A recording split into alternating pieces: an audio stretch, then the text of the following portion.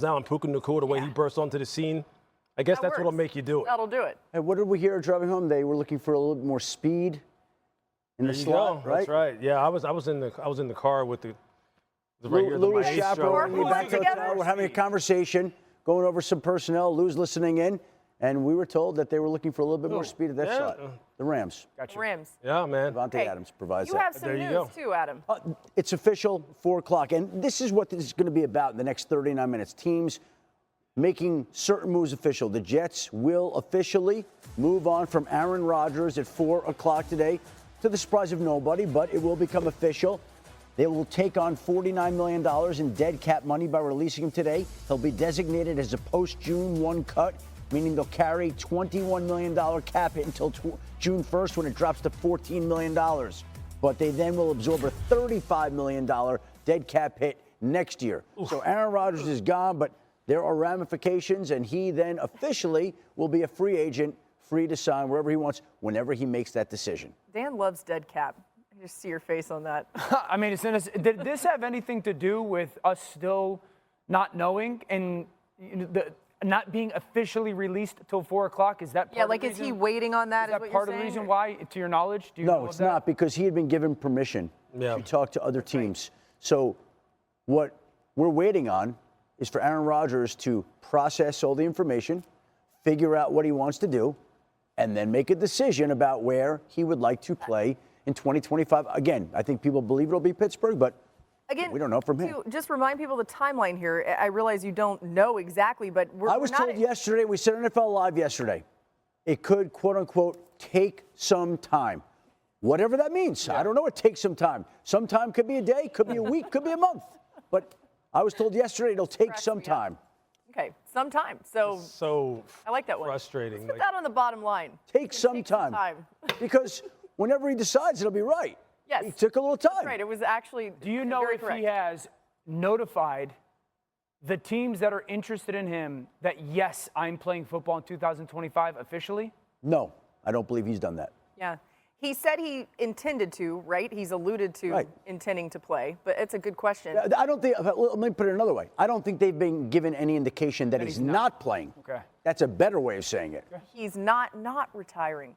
Okay. The other thing about this he told Adam to lose his number. I know. Adam doesn't know what he's Sorry, doing. Adam. Well, nobody Adam does. knows yeah. How about? He may not even know yet. Now, just before we go to break here, the Giants also need a quarterback. So Russell Wilson's out there kind of dangling. We'll see what happens there. And the Steelers. Oh, go ahead. No, I was going to say, because we all are putting Aaron Rodgers first, and he is first. And I think the Giants and the Steelers are both waiting on an answer from Aaron Rodgers. But I'm just going to say, I think Russell Wilson's got some options. Yeah. More options than people realize. Ooh, okay. Well, that's a good team. And so, yeah. We're going to talk about that when we come back.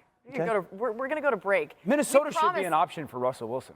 Ooh. All right. Well, I think his options extend beyond the Giants and Steelers is what I'm saying. Yeah. Okay. We're leaving it right here, and we promise you at home we're not going to talk about this in the commercial break. We're just going to talk about it when we come back, okay? That may be not an actual promise. But Adam is going to talk about more on Aaron Rodgers and what's happening with him, as well as Russell Wilson. Russell Wilson will not be on the street till June like DeAndre Hopkins, I promise you. Okay, so is Russell Wilson signing before stay in Washington to a team? I think it'll be strong because, look, you're talking about, first and foremost, a high-character player who is going to do all the dirty work that you need a wide receiver to do, in addition to doing the number one job that a wide receiver needs to do, which is catch the football, move the chains, be where the quarterback needs him to be. Okay, it'll be interesting to see what Cooper Kupp is looking for. Yeah. Is he looking for a veteran quarterback team that is going to be a contender right now?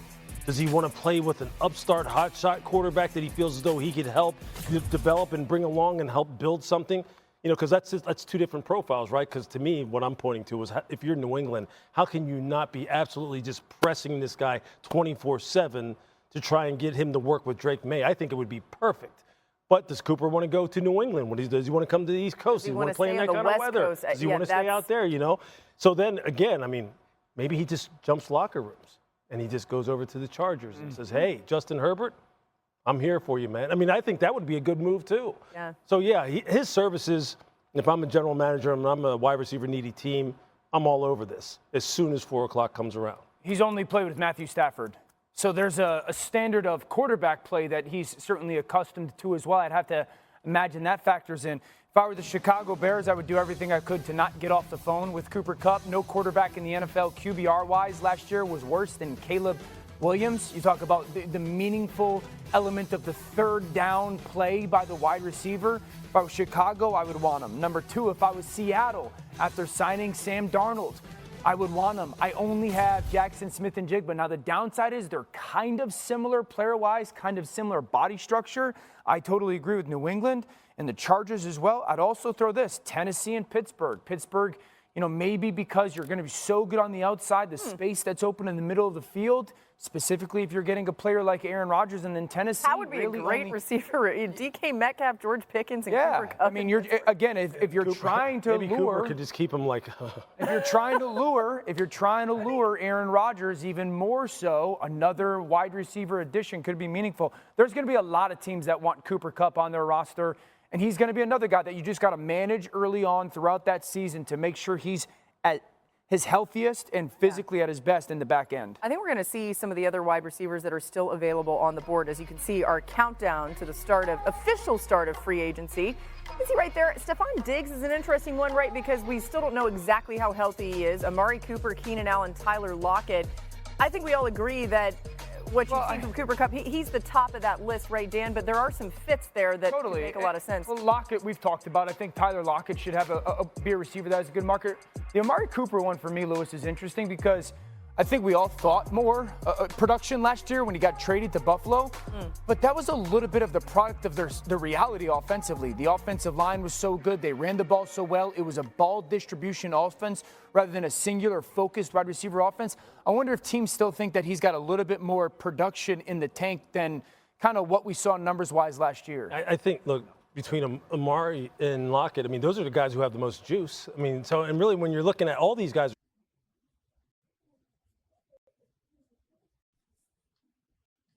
móc như sau, móc một mũi bính trước này, móc hai mũi bính. Bây giờ mình sẽ móc những cánh hoa đi, móc cái diềm cánh hoa màu đen cho nó đẹp. Đây, móc lên.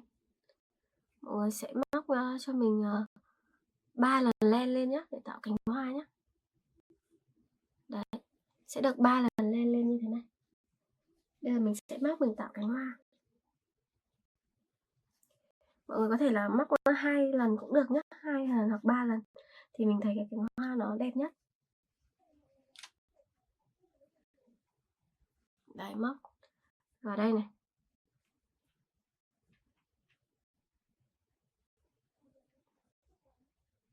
Sau đó sẽ móc những cái mũi bính, mọi người móc 3 mũi bính nhé.